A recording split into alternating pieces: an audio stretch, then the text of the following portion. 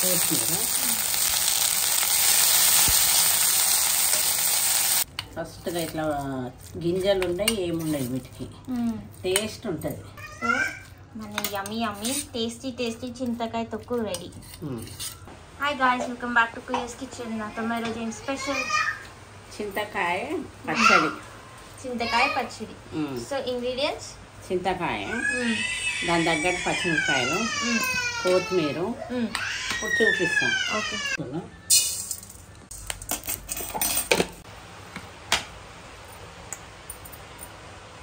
పచ్చిమిర్చి కడుక్కున్నాయి అన్నీ.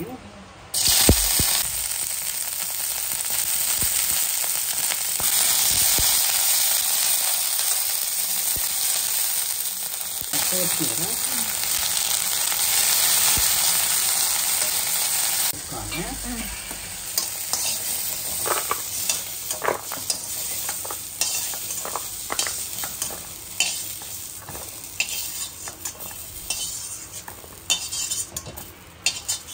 మరి ఇట్లా వేస్తే ఇవి కూడా పోతాయి అన్నమాట.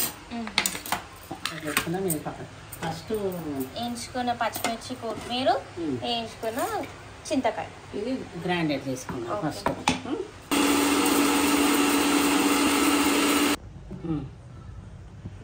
జీలకర్ర మెంతుల పొడి,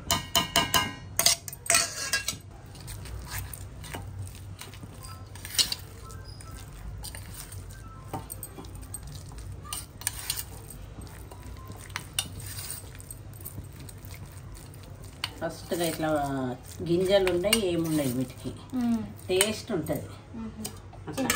చింతకాయ అప్పుడు కాలు కొంచెం వేసినాం కదా, ఇప్పుడు పడుతుంది కొంచెం. ఉప్పు వేసుకున్నాం,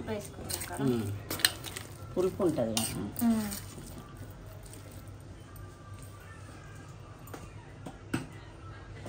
నూనె కాగుతుంది కదా. కొన్ని మెంతులు, జీలకర్ర, ఆవాలు, ఎల్లిపాయ,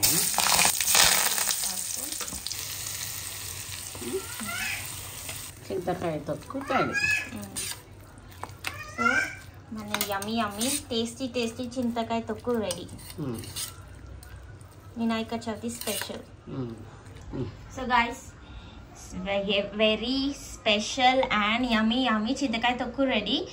సో గైజ్ మీరు కూడా ఈ రెసిపీని ట్రై చేసి కింద కామెంట్ చేయండి ఎలా ఉందో అని చెప్పేసి. అండ్ ఎంతమంది ఈ రెసిపీ సిమిలర్గా చేసుకుంటారో కూడా కింద కామెంట్ చేయండి. అత్తమ్మ ఇంకేమని చెప్పాలందా?